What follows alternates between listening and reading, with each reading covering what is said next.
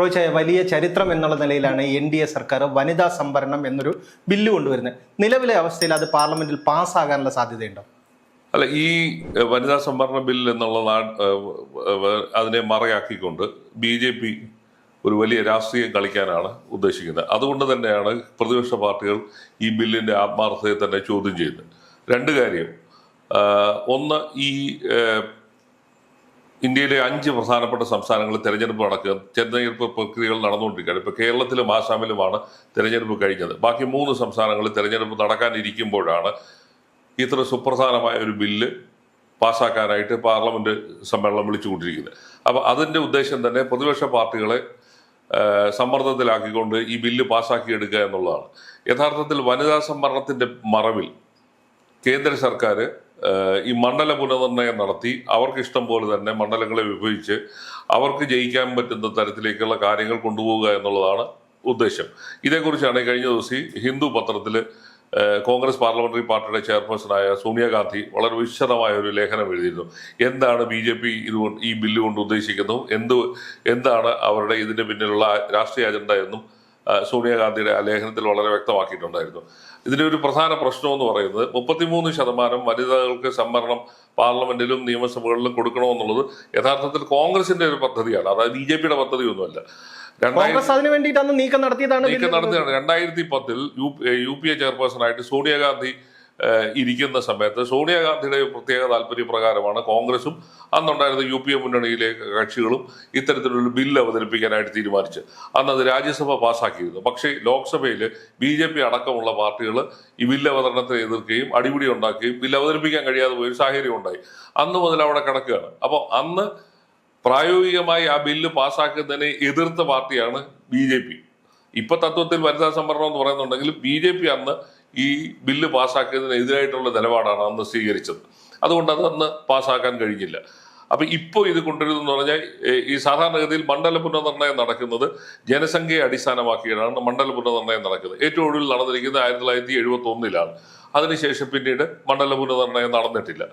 അപ്പൊ ഇപ്പോൾ ഇത് നടക്കണമെന്നുണ്ടെങ്കിൽ നിലവിൽ കഴിഞ്ഞ 15 വർഷമായിട്ട് സെൻസസ് നടന്നിട്ടില്ല. അതിന് 1900 ഈ ഏറ്റവും ഒടുവിൽ നടക്കേണ്ടത് 2021 2021 കോവിഡ് വന്നതുകൊണ്ട് അത് അവര് തന്ത്രപൂർവ്വം മാറ്റിവെച്ചു.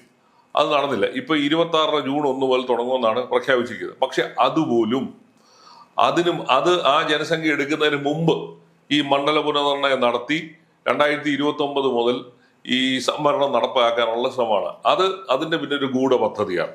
കാരണം BJPക്ക് ഈ ജനസംഖ്യ പദ്ധതികൾ ഏറ്റവും നന്നായി നടത്തിയ സംസ്ഥാനങ്ങളാണ് ദക്ഷിണേന്ത്യൻ സംസ്ഥാനങ്ങൾ. അപ്പൊ അവരുടെ ജനസംഖ്യയിൽ തന്നെ വലിയ കുറവ് സംഭവിച്ചിട്ടുണ്ട്. അപ്പൊ ഈ മണ്ഡല പുനർനിർണയം നടക്കുമ്പോൾ ദക്ഷിണേന്ത്യൻ സംസ്ഥാനങ്ങൾ, കേരളം ഉൾപ്പെടെയുള്ള സംസ്ഥാനങ്ങൾക്ക് ജനസംഖ്യയുടെ ആനുപാതികമായി മണ്ഡല പുനർനിർണയം നടക്കുമ്പോൾ വലിയ തോതിലുള്ള നഷ്ടം സംഭവിക്കും. അതിന്റെ അർത്ഥം എന്ന് പറയുന്നത് നമ്മുടെ ജനതയ്ക്ക്, മലയാളികൾക്ക്, തമിഴ്നാട്ടുകാർക്ക്, തെലുങ്കാനയിലുള്ളവർക്ക്, ആന്ധ്രയിലുള്ളവർക്കൊക്കെ തന്നെ അവരുടെ പാർലമെന്റിലെ അവരുടെ പ്രാതിനിധ്യം ജനസംഖ്യയുടെ അടിസ്ഥാനത്തിൽ വലിയ തോതിൽ കുറയും. എന്നാൽ ജനസംഖ്യ പദ്ധതികൾ കാര്യമായി നടപ്പിലാക്കാത്ത ഉത്തരേന്ത്യൻ സംസ്ഥാനങ്ങൾക്ക് വലിയ തോതിലുള്ള റെപ്രസെന്റേഷൻ, പ്രാതിനിധ്യം കിട്ടുകയും ചെയ്യും. ഇത് സത്യം പറഞ്ഞാൽ രാജ്യത്ത് വലിയ അസന്തുലിതാവസ്ഥ ഉണ്ടാക്കും. ഇതിന്റെ പേര് പറയുന്നത് വനിതാ സംവരണം എന്നാണ്. വനിതാ സംവരണത്തെ അല്ല ഉദ്ദേശിക്കുന്നത്. വനിതാ സംവരണം നടപ്പാക്കുന്നതിൽ ഇന്ത്യയിലെ രാഷ്ട്രീയ പാർട്ടികളെല്ലാം തന്നെ ഐകകണ്ഠ്യേന ഒരു തീരുമാനത്തിൽ എത്തിയിട്ടുള്ളതാണ്. പക്ഷെ അതിന്റെ മറവിലാണ് ഈ കളി നടത്താനായിട്ട് പോകുന്നത്. അതിനെയാണ് പ്രതിപക്ഷ പാർട്ടികൾ എതിർക്കുന്നത്. അല്ല, ചർച്ചയ്ക്ക് തയ്യാറാണെന്നാണ് കേന്ദ്ര സർക്കാർ. ഇപ്പം ലോക്സഭയിൽ നോക്കുകയാണെങ്കിൽ 18 മണിക്കൂർ ചർച്ചയാണ് പറഞ്ഞേക്കുന്നത്. അതേപോലെ രാജ്യസഭയിൽ 15 മണിക്കൂറുമാണ് ചർച്ച. ഈ ചർച്ചകൾക്ക് ശേഷം ഒരു വോട്ടെടുപ്പ് ഉണ്ടായാൽ ഈ ബില്ല് പാസ്സാക്കി എടുക്കുക അത്ര അനായാസകരമായ കാര്യമാണ്?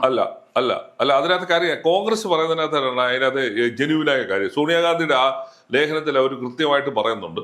ഇതിന്റെ ഉദ്ദേശം വനിതാ സംവരണ ബില്ലിന്റെ കെയർ ഓഫിൽ ഈ പാർലമെന്റ് മണ്ഡല പുനർനിർണയം നടത്തി ഇവരുടെ തട്ടിപ്പുകൾ നടത്താൻ പറ്റും. കാരണം ഈ BJP കൊണ്ടുവരുന്ന പല ബില്ലുകളുടെയും പിന്നിലുള്ള ഈ ഗൂഢ പദ്ധതികൾ പലപ്പോഴും പെട്ടെന്ന് മനസ്സിലാവത്തില്ല. ഇപ്പൊ തന്നെ നമ്മൾ ഈ ദിവസങ്ങളിൽ ചർച്ച ചെയ്യുന്ന FCRA ബില്ലിന്റെ കാര്യത്തിലാണെങ്കിൽ ഇതിന്റെ പിന്നിൽ ദൂരവ്യാപകമായ ഫലങ്ങൾ ഉണ്ടാവുകയും പലരും സമ്മർദ്ദത്തിലാവുകയും ചെയ്യുന്ന ഒരു സ്ഥിതിയാണ്.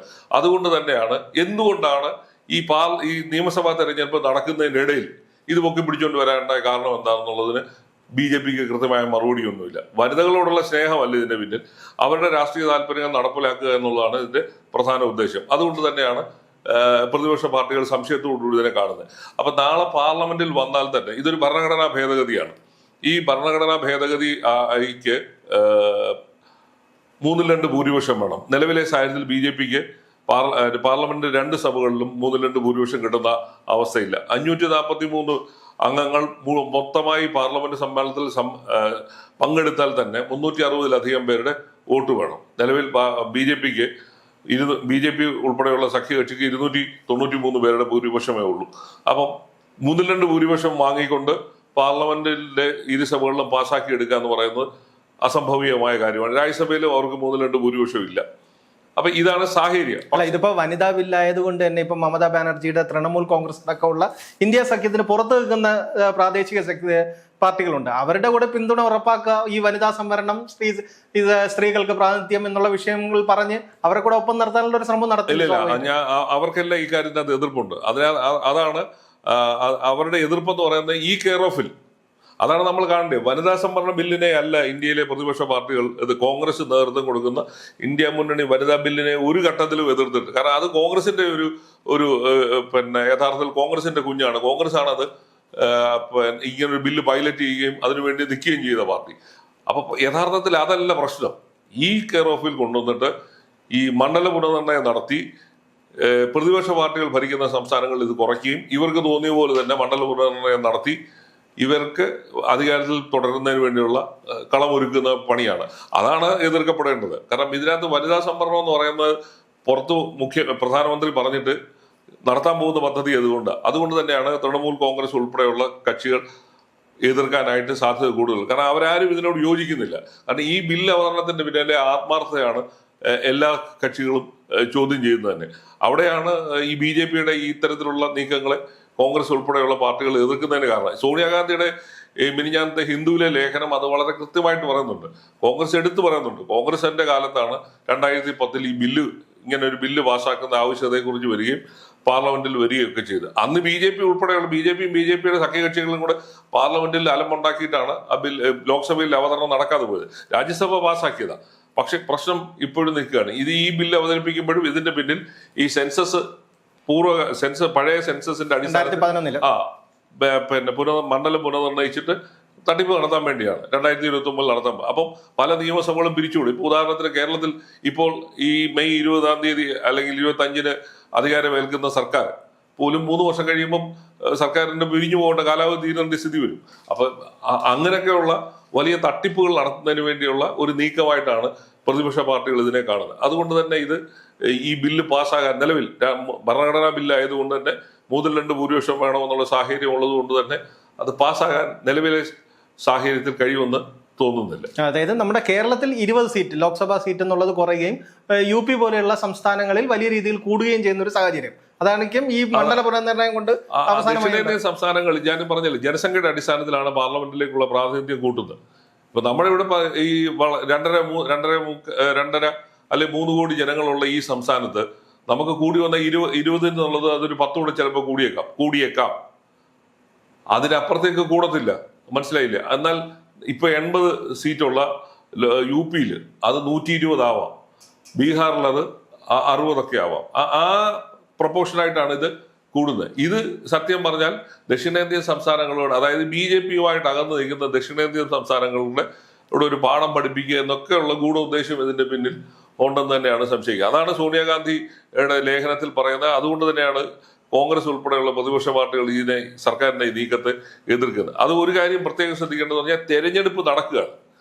ഇന്ത്യയിലെ 5 പ്രധാന സംസ്ഥാനങ്ങളിൽ തെരഞ്ഞെടുപ്പ് നടക്കുമ്പോഴാണ് ഇങ്ങനൊരു കള്ളക്കളിയുമായിട്ട് ഭരണകക്ഷി മുന്നോട്ട് വരുന്നത്. അതാണ് എതിർക്കപ്പെടുന്നത്.